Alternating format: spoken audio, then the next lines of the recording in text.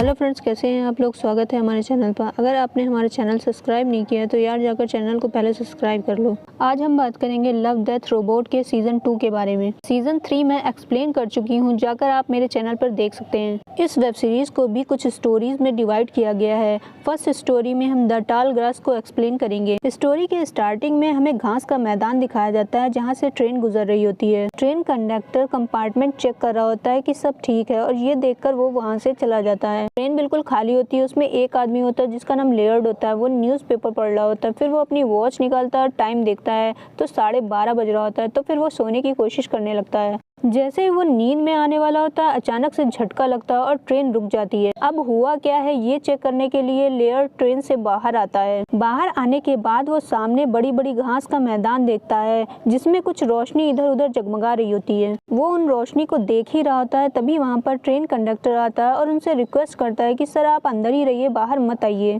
लेकिन layered conductor से पूछता है कि आखिर ट्रेन यहाँ पर क्यों रुक गई। तो कंडक्टर कहता है कि सर छोटा सा स्टॉप है, हम जल्दी यहाँ से चलेंगे, आप अंदर बैठिए जाकर। लेयर्ड देखता है कि दूर दूर तक घास का मैदान होता है और इसके अलावा कुछ भी नहीं होता। तो वो कंडक्टर से फिर से पूछता है कि इंजन में कुछ हुआ है क्या। तो कंडक्टर कहता है कि नहीं नहीं, इंजन में कोई प्रॉब्लम नहीं है, बस स्टीमर में स्टीम खत्म हो गई, थोड़ा टाइम लगेगा, फिर हम यहाँ से रवाना हो जाएंगे। तो लेयर्ड कहता है ठीक है, जब तक तुम लोग ये काम करते हो तब तक मैं अपनी सिगरेट पी लेता हूँ। कंडक्टर लेयर्ड को वार्न करता है कि सर आप यहाँ से कहीं मत जाइएगा, जब ट्रेन चलने वाली होगी उससे पहले मैं आपको 2 बार आवाज़ दूंगा, अगर आप यहाँ पर नहीं मिले तो भी हम यहाँ से चले जाएंगे। और ये कहकर वो वहाँ से चला जाता है। उसके बाद लेयर्ड सिगरेट जलाता है और सिगरेट पी ही रहा होता है, तभी उसकी नज़र लंबी घास के मैदान पर पड़ती है। तो वो देखता है कि घास के मैदान के अंदर फिर से वो रोशनी जगमगाने लगती है। तो वो उन रोशनी को चेक करने के लिए घास के मैदान के अंदर जाता है और उनका पीछा करने लगता है। वो उन रोशनी का पीछा करते करते घास के मैदान के काफी अंदर तक आ जाता है। तभी कंडक्टर की आवाज आती है कि हम जाने वाले हैं। ये सुनकर लेयर्ड उस रोशनी को छोड़कर ट्रेन की तरफ वापस आने लगता है। लेकिन वो इतना अंदर आ चुका होता है कि वो रास्ता भटक जाता है। जब वो कूद कर रास्ता देखने की कोशिश करता है तो घास इतनी लंबी होती है कि उसे कुछ भी नहीं दिखाई देता।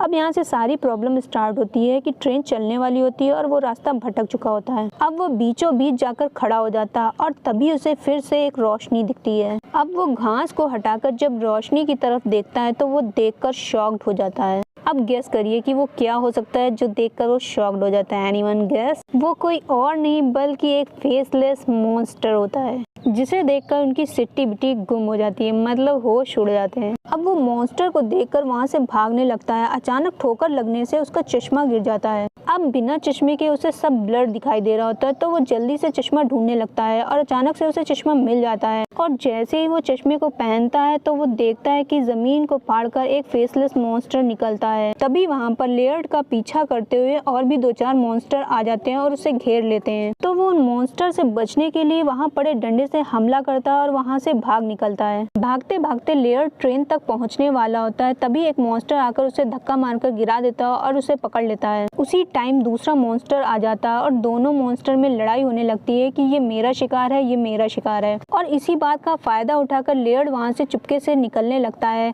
तभी वहाँ पर और भी मॉन्स्टर आ जाते हैं और उसे पकड़ लेते हैं और उसे खाने ही वाले होते हैं। तभी वहाँ पर लाल कलर की रोशनी होती है और ये रोशनी आग की होती है क्योंकि कंडक्टर की एंट्री हो जाती है। अब कंडक्टर आग की मशाल लेकर मॉन्स्टर की तरफ करने लगता है और आग से डरकर मॉन्स्टर पीछे हटने लगते हैं। फिर कंडक्टर लेयर्ड से अपने साथ भागने के लिए कहता है और फिर आग फेंककर दोनों वहाँ से भागने लगते हैं। अब ट्रेन जा रही होती है तो वो ट्रेन का पीछा करते करते आखिरकार ट्रेन में दोनों चढ़ ही जाते हैं। आग होने की वजह से मॉन्स्टर उनका पीछा नहीं कर पाते और शिकार न होने की वजह से वो गुस्सा होकर वापस लौट जाते हैं। जान बचने के बाद लेयर्ड चैन की सांस लेता है और फिर वो कंडक्टर से पूछता है कि ये क्या था। तो कंडक्टर उसे बताता है कि ये तुम्हारी तरह ही पैसेंजर थे लेकिन बाद में वो मॉन्स्टर बन गए। तो लेयर्ड कंडक्टर से पूछता है कि जो आज हुआ है क्या ऐसा पहले भी हुआ है। तो कंडक्टर बताता है कि हाँ, ट्रेन हमेशा यहाँ पर आकर थोड़ी देर के लिए रुक जाती है और कोई ना कोई पैसेंजर उस मैदान में चला जाता है और रास्ता भटक जाता है और फिर बाद में वो मॉन्स्टर बन जाता है। फिर कंडक्टर कहता है कि जब यहाँ पर ट्रेन रुकती है तो ऐसा लगता है जैसे मानो दूसरी दुनिया का दरवाजा खुल गया है और वो हमें दूसरी दुनिया में ले जाती है। ये सब कहकर कंडक्टर वहाँ से जाने लगता है। जाते टाइम कंडक्टर लेयर्ड से कहता है कि इस बात का जिक्र किसी से न करिएगा क्योंकि कोई भी इस बात पर यकीन नहीं करेगा। अब हमें यहाँ पता चलता है कि कंडक्टर ने पहले ये बात लेयर्ड को इसलिए नहीं बताई थी क्योंकि उसे पता था कि लेयर्ड भी उसकी बात पर यकीन नहीं करेगा। अब कंडक्टर ट्रेन के अंदर चला जाता और वहीं बाहर बैठकर लेयर्ड देखता है कि ट्रेन के दोनों तरफ रोशनी ही रोशनी जगमगा रही होती है। मतलब ट्रेन के दोनों तरफ घास में मॉन्स्टर ही मॉन्स्टर होते हैं और यहीं से स्टोरी एंड हो जाती है। यार ये स्टोरी मुझे बहुत अच्छी लगी। आप लोग भी कमेंट करके बताइएगा कि आपको कौन सी स्टोरी अच्छी लगी। इसके बाद हम पॉप स्क्वाड स्टोरी को एक्सप्लेन करेंगे। इसमें एक ऐसे फ्यूचर वर्ल्ड को दिखाया गया है जहाँ के रिसोर्सेज रिच लोगों के कंट्रोल में हैं, जहाँ के लोग इमॉर्टल हैं और नेचुरल डेथ से नहीं मर सकते। फ्यूचर वर्ल्ड में बच्चे पैदा करना इलीगल होता है ताकि फैमिली ना बढ़ सके और रिसोर्सेज कम ना पड़े, और जब रिसोर्सेज कम नहीं पड़ेंगे तो वो अच्छी तरह जी सकेंगे। अगर कोई छुप छुपा कर बच्चे पैदा भी कर लेता है तो उन बच्चों को मार दिया जाता है और सारा पॉपुलेशन कंट्रोल का पावर रिच लोगों के हाथ में होता है। मतलब कि एक ऐसा फ्यूचर वर्ल्ड जहाँ पर लोग इमॉर्टल होते हैं और बच्चे पैदा नहीं करते। अगर बच्चे कोई पैदा करता है तो उन बच्चों को मार दिया जाता है। स्टोरी की शुरुआत में हम पुलिस वालों को देखते हैं जो एक घर की तलाशी ले रहे होते हैं क्योंकि एक लेडी अपने 2 बच्चों के साथ उस घर में चुपके से रह रही होती है और बच्चे पैदा करना इलीगल होता है, इसलिए पुलिस उस घर की छानबीन कर रही होती है।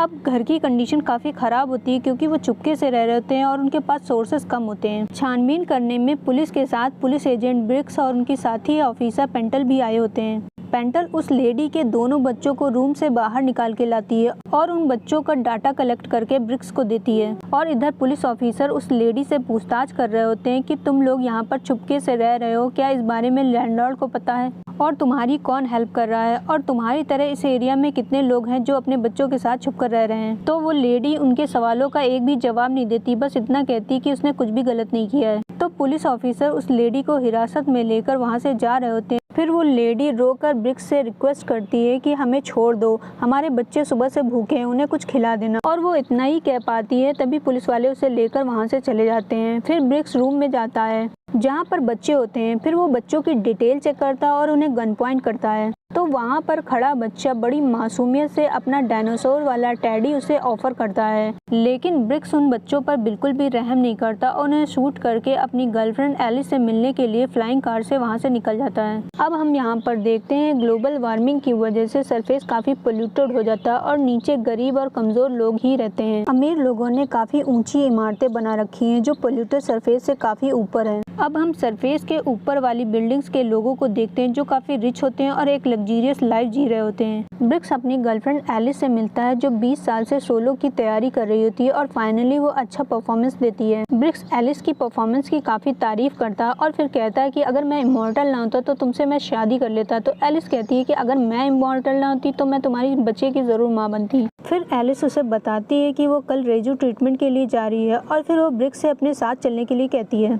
ये एक ऐसा ट्रीटमेंट होता है जिसमें लोग बूस्टअप होकर जवान और खूबसूरत लगते हैं। एलिस के जाने के बाद ब्रिक्स को अपने हाथों पर खून की छींटें दिखाई देती हैं जो उन बच्चों को मारने के बाद आई थीं और वो टैडी वाले बच्चे के बारे में सोचने लगता है और रिग्रेट फील करने लगता है कि उसे उस बच्चे को नहीं मारना चाहिए था।